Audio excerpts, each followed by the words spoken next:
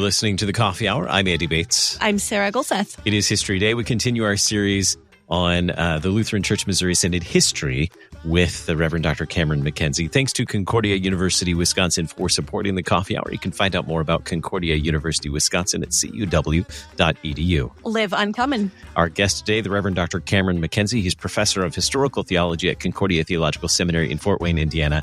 And I think it's safe to say our favorite guest when it comes to history. We just love sitting at your feet and learning all these stories. Dr. MacKenzie, welcome back to The Coffee Hour. Well, thank you. I'm glad to be back and get a chance to talk about some of my favorite stuff. So thanks. Thanks for having me.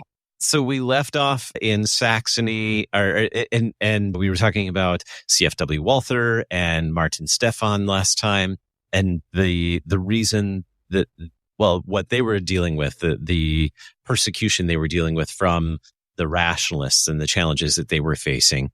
And before we ended the last episode, you were just getting ready to tell us a little bit more history on Martin Stephan and his story. Where would you like to pick up with Martin Stephan today?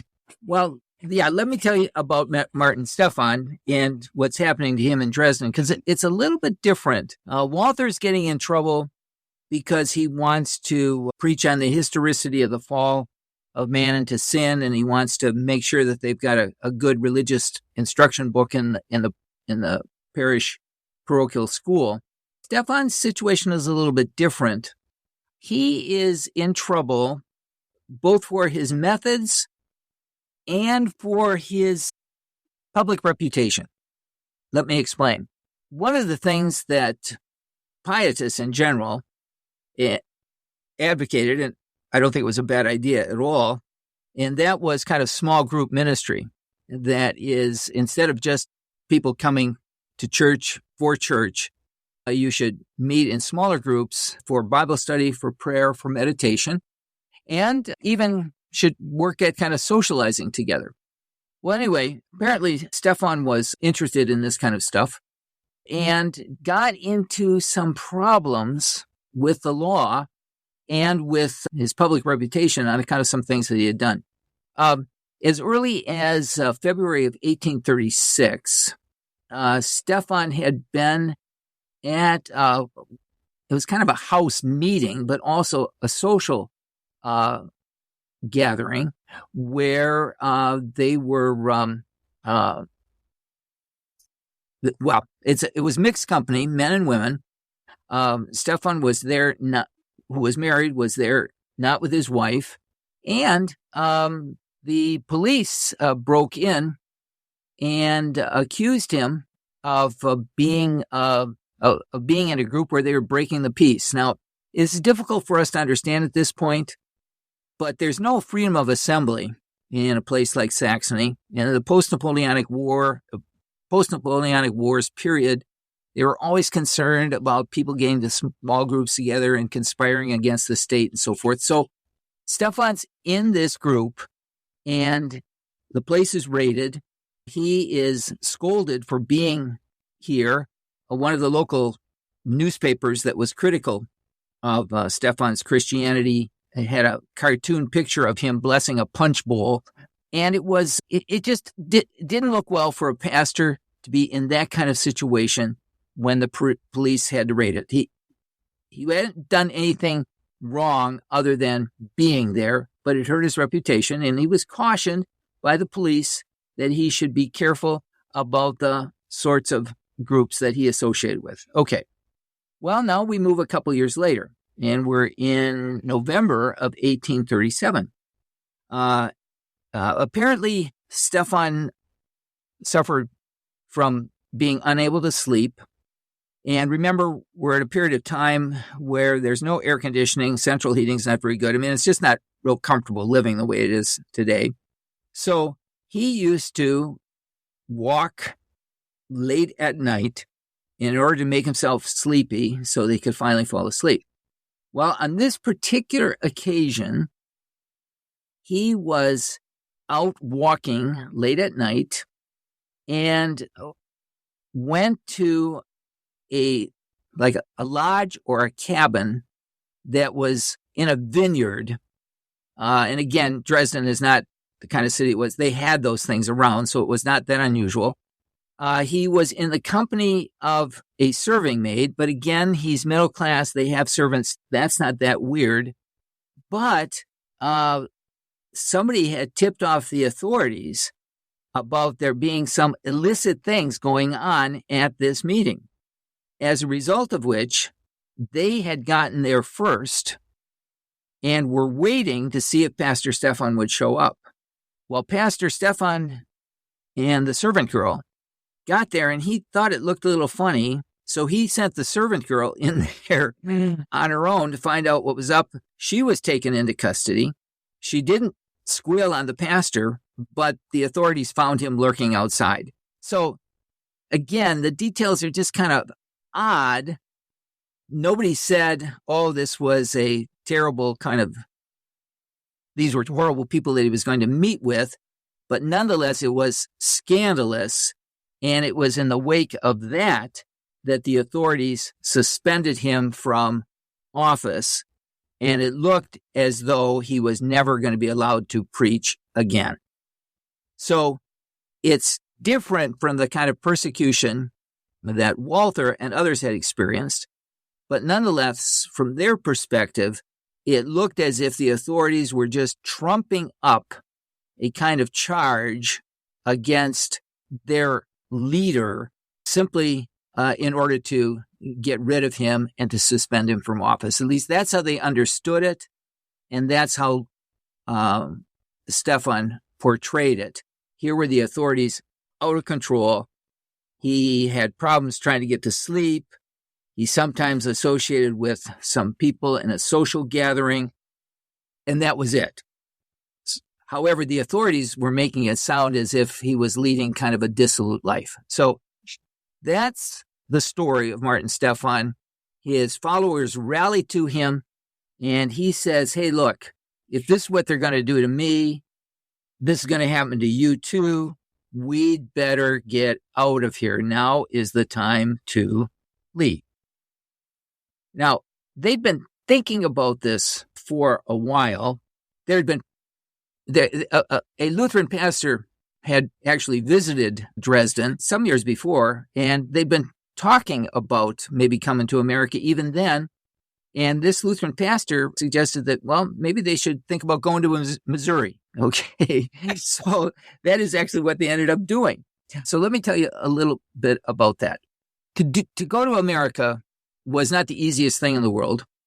What the people did was to kind of pool their resources in order to make arrangements with a sailing vessel to cross the Atlantic. And then when they got here, they'd have enough money to purchase property, and then they got divided up into lots for farming and so forth. So that's the kind of thing that they had to do. Stephan had a couple of important laymen in Dresden who were his supporters, and they helped to organize this emigration society. But when they wrote up their charter, they indicated that they were going to be doing this for religious reasons. Let me read to you what they say in their charter of this emigration society, which they organized in order to move to America. Emigration, its cause, end, and aim. After the calmest and purest reflection, the emigrants see the human impossibility before them to retain, confess, and transmit to their descendants this faith, the Lutheran faith, in their present homeland. They are therefore constrained by their conscience to emigrate and search for a land where the Lutheran faith is not endangered and where they can serve God unhindered according to the word of grace, and where they can enjoy the use of the means of grace ordained by God for the salvation of all men in their completeness and purity, and preserve them for themselves and their descendants. So they organize a society for moving to America in order to find a land where they can preach and teach the gospel in its truth and purity. So they're coming to America for religious reasons. You know, most people who came to America in these years were not coming for religious reasons. They were coming for economic reasons. But this is a group that was coming for religious reasons. They could no longer do it in Saxony. They were going to America where they could be free. Well, the word went out. Stephan sent a message around, and I'll quote Stephan's message. "The hour to depart has struck. The time to flee from Babel has come. Whoever desires to save his soul should get ready to leave." Walther's brother-in-law was one who left, and he told his people, "Whoever does not emigrate is no Christian." Fritz Binger, Walther's good friend, he later marries Binger's sister. Binger told one of his sisters, Agnes, about the need to go to America. He said, "Well, if you want to go down with this country like Sodom and Gomorrah, then stay here." So that was kind of the atmosphere that was a part of this kind of movement. The gospel is being silenced in Dresden. We'll be next. We got to leave. We've got to go now. Now, this meant rather abrupt leave takings. Walther preached a farewell sermon, and some of the people fled from the service in tears and terror. One of the pastors, a fellow by the name of Lober, resigned, but he had not been given his peaceful release, and so he left without any official sanction to his leaving. Spouses left spouses, parents left children, and vice versa. Walther and his older brother, Otto Hermann Walther, they left legally, but they took along a niece and a nephew who were orphans. They were the children of their sister. The Walther brothers were not the legal guardians, but they knew them, knew where they lived, etc. And they took those orphans, Maria and Theodor Schubert, one was 15 and the other was 10 years old, without permission from their guardian. And when they got to the place where they were going to leave from, the harbor town of Bremen, the niece and the nephew had been staying with Mrs. Binger, and the niece and the nephew got on board. Walther and the brothers got on board the ship, but the authorities arrested Mrs. Binger, and so she could not go with the others. Her son stayed, and they had to come some years later after their legal difficulties were rectified. So that's kind of the atmosphere that they experienced when they were leaving. Now, I've got some statistics here on how many there were. They were about 700 people. They included, they were really top heavy with clergy. There were 7 pastors who went, and there were 10 men who were graduates of the university waiting for calls who had not yet had calls. So you had really like 17 potential pastors. There were 4 teachers, a couple doctors, a couple lawyers. There were a bunch of children, about 160 of them. Most of the people were middle-class tradespeople and craftsmen. And, part of their motivation might have been also economic, because they were not in professions that had, in the Industrial Revolution, those are the kinds of jobs that were being phased out. Stephan, of course, went. Well, what about his wife? No, she didn't go. One son, Martin Jr., accompanied Pastor Stephan. 7 other children stayed behind in Dresden with his wife. 3 of those children were seriously handicapped. They were deaf mutes. Stephan said that they were going to come over later, and I don't know if they had any plans for that, but they, of course, never came at all. And one of the interesting things about Mrs. Stephan, remember, Stephan and company are leaving because the state church is really corrupt. Well, it was pretty corrupt, but nonetheless, Mrs. Stephan was given a pension by the state church to help her provide for her children when her husband skedaddled to America. Yeah, isn't that something? That is amazing and kind of incredible and very dramatic how that all went down. And I want to hear more about this. We need to take a quick break. You're listening to The Coffee Hour. I'm Sarah Golseth. I'm Andy Bates.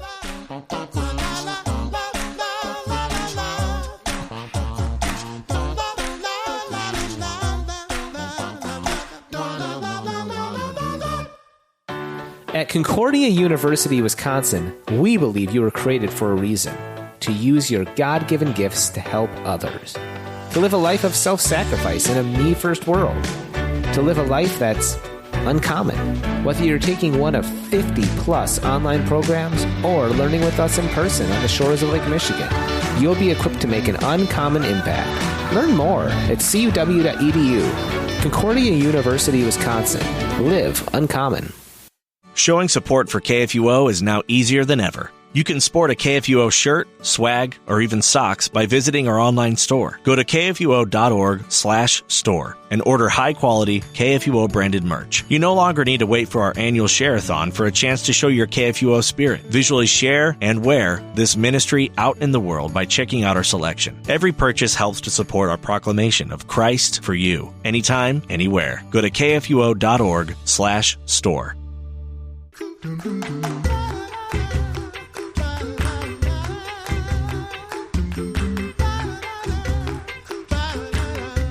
Welcome back to the Coffee Hour. I'm Sarah Gulseth. I'm Andy Bates. We're talking with Dr. Cameron MacKenzie from Concordia Theological Seminary in Fort Wayne about the Lutheran immigration from Saxony to America. And we're in the midst of their dramatic exit. I know I did not realize how quick everything was and how everything pulled together for the people that left. Can you tell us a little bit more about the people that were leaving and that process of getting all 700 of those people onto the boats that they took, all of that, the travel plans? Sure. Now, I've said it quickly, but this is a matter of months that they're taking to do all of this, okay? And so the pastors, you have to get permission to leave the country. This is not freedom of movement, again, the way we're used to in our modern American society. There's a lot less personal freedom in this period than there is today. And so one of the things you have to do is get permission to leave. And so that's going to take time. And if there are any legal problems, that's going to take even more time. And so, for example, Pastor Stephan, he's going to have to get special permission to leave because he still has a legal case proceeding against him before he can leave. So this takes months to get this arranged. And what they do in those months after they're convinced they have to leave is they've got to settle up their own affairs. People who own businesses have to sell those businesses. The money has to be pooled. The leaders of the immigration movement have to figure out how they're going to get from wherever they are to the port city of Bremen. And then in Bremen, they're going to have to make arrangements with ship owners to basically rent the ship for passage across to America. And in the case of a group this large, they end up renting 5 ships that are going to set out from Bremen, and they're going at wintertime, which always strikes me as kind of miserable. The first of the 5 ships leaves in November of 1838, and it will arrive in New Orleans in January of 1839. So they kind of take the southern route. Here's kind of an interesting and sad fact. One of the ships was lost at sea. This was the Amalia. And all the passengers and all the goods on that ship went down and were never heard from again. Now, as they are traveling, the leaders, and remember the leaders include the clergy and a handful of leading laymen, they have to think about what they're going to do when they get here. Now, they know they want to go up the Mississippi, go to St. Louis, and at St. Louis, they'll kind of figure out what their options are for settling in Missouri, because that's where they're going. But what are they going to do with the church? Well, while on board one of the ships, the ship on which Pastor Stephan is traveling, Stephan basically writes it. It's called a Declaration of Submission.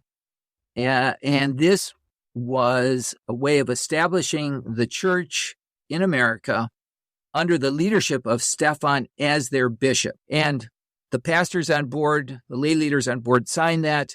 And when they get to New Orleans, the others, as they arrive and gather, they likewise all sign this and establish themselves as both a colony and a church, and the head of which is their bishop, Martin Stephan. Now, we shouldn't be too surprised that that's the kind of church that they established. if you don't have the modern experience of church that we have, of a church in a free society where membership is voluntary, but instead you're just looking at church history about how the church has been structured and what are you going to do when you have to kind of establish a church. The idea of having a bishop who's chosen by the clergy would be, I think, a pretty kind of natural option for people like this. So that's what they did. They established an episcopal form of church government where the clergy would choose the bishop, and the bishop then would be ultimately responsible for both the church and then the colony itself. So that's done in New Orleans. Bishop Stephan is now their bishop.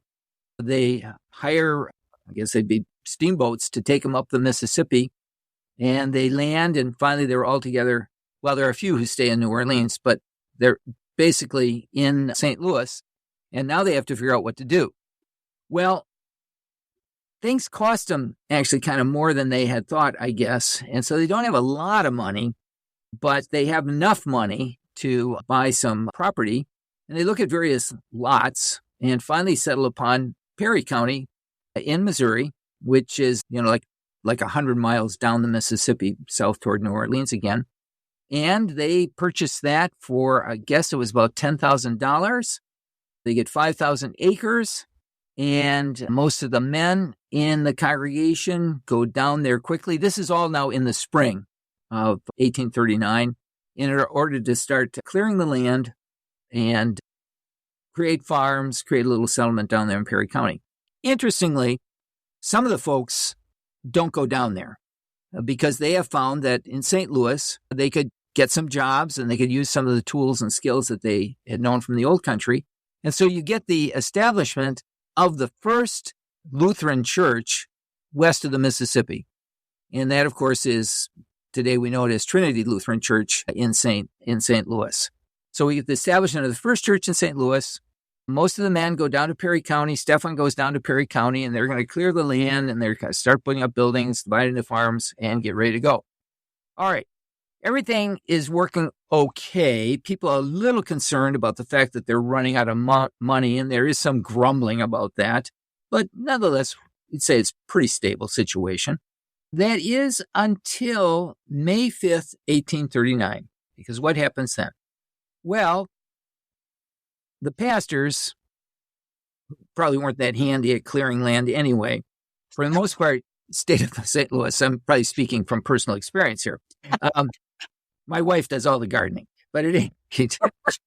So, Pastor, now I have to say something here for any relatives who might be listening. My wife is a descendant of Pastor Lober. Now, this is L-O-umlaut-B-E-R, and it's pronounced differently. It could be labor, but my wife's branch of the family, it says Lober. And so in deference to her, that's the pronunciation that I'm going to use in this radio broadcast, okay? All right. So Pastor Lober preached a sermon on May 5th, 1839, and it was a very effective sermon because later that afternoon, two women, unbeknownst to each other, they hadn't talked this together about this, they came to Pastor Lober for private confession and absolution. Well, what sin were they confessing? Each of them was confessing to sexual immorality with Bishop Stephan. Subsequently, other statements from other women were forthcoming. Some were confessions of similar misdeeds. Others were confessions of how Stephan had failed to seduce them. Several of these women were willing to repeat these accusations under oaths. Well, Pastor Lober was shocked, knew he had to do something about it. He consulted other clergy who were there in St. Louis, as well as a couple of the laymen who were leaders of the settlement and colony. And their decision was that they were going to have to confront Pastor Stephan. They sent C.F.W. Walther down to Perry County to let the folks there know that something big was going to happen. And it did. Just a couple of weeks later, the bulk of the St. Louis people made it to Perry County. Pastor Stephan was told about the charges against him and the evidence against him. He refused to admit that he had done anything wrong. And so the day of confrontation came to an end. Pastor Stephan, not saying he'd done anything wrong, but the men of the congregation of the settlement were increasingly convinced that he had done something wrong. And of course, remember what we had said about the accusations back in Dresden. At that time, they had pretty much convinced themselves that these accusations were totally phony and there was nothing bad going on. But now when similar and worse accusations are presented here in America, it made them think, probably there was something to those accusations back in Dresden. And indeed, there probably was. So, I won't go into details about that, but there were other charges that were being made against Stephan back in Dresden. At any rate, so the day comes to an end. Pastor Stephan is stubborn, and this is kind of a horrible thing, but some of the men in the congregation that night took whips and started beating the walls of the log cabin at which Stephan was sleeping, just to let him know that his time there in Perry County was numbered. So the next day, they reached an agreement. Pastor Stephan would leave. He would surrender all claims to the settlement. Because remember, as bishop, he was the head man and probably legally had rights to the money and property and everything. Well, he would surrender all of that in exchange for $100. That's not a huge amount of money in those days, but it is money that you can do something with. And they also gave him free passage across the Mississippi. Put him in a rowboat, and somebody rowed him across and dropped him off in Illinois. And there he continued to minister to Germans until his death in 1846. He was the initial pastor, and I'm not going to remember the name of the church. It's a Missouri Synod church. It's in Prairie, Missouri, southern Missouri. Is there a Redbud or Rosebud, Illinois? I think is it Redbud? Mm-hmm. Yep. Okay. This Prairie is not far from Redbud, so you can go and you can visit that church today. And in their church cemetery, they have a little monument to their first pastor, Martin Stephan. So that's the story of Martin Stephan. At one point, he fell ill. Pastor Lober went to visit him, but he refused to admit that he had done anything wrong. Upon his death, his housemaid, and this is kind of interesting too. Her name was Louise Gunther. She did not go with him, but sometime later she left Perry County to meet up with him again and stayed with him until he died. And then she came back to the colony, and she had to repent of her sins before she was admitted back in. So there was kind of a little bit of, suggestive evidence from Louise that Pastor Stephan had been what he was accused of being. So that is the story of Pastor Stephan. Wow. It's right. Yeah. No, sorry. So where are we going to pick up next time? Well, we're still not quite done with the Saxons in Missouri. They go through a rough period of time and have to kind of get their act together. They felt betrayed. Just think about it. Those people who went down in the Atlantic on the Amalia, they'd been brought over really kind of under false pretenses. And so there's a lot of guilt that goes on, and we need to talk a little bit about that. I don't think it'll take us the whole period, but then we'll move to Wyneken and his mission in Midwest America. Very good. Well, I am enjoying this history series. Thank you so much, Dr. MacKenzie, for spending time with us and for being our guest on the Coffee Hour today. Well, you're very welcome. I really enjoy it too, so thanks for having me. You've been listening to the Coffee Hour. I'm Andy Bates. I'm Sarah Golseth. The Coffee Hour with Andy and Sarah is a production of KFUO. To support the Coffee Hour and KFUO Radio, visit kfuo.org. You can also text KFUO to 41444 or send an email to gifts@kfuo.org. And you can call us at 800-844-0524. KFUO. Christ for you, anytime, anywhere.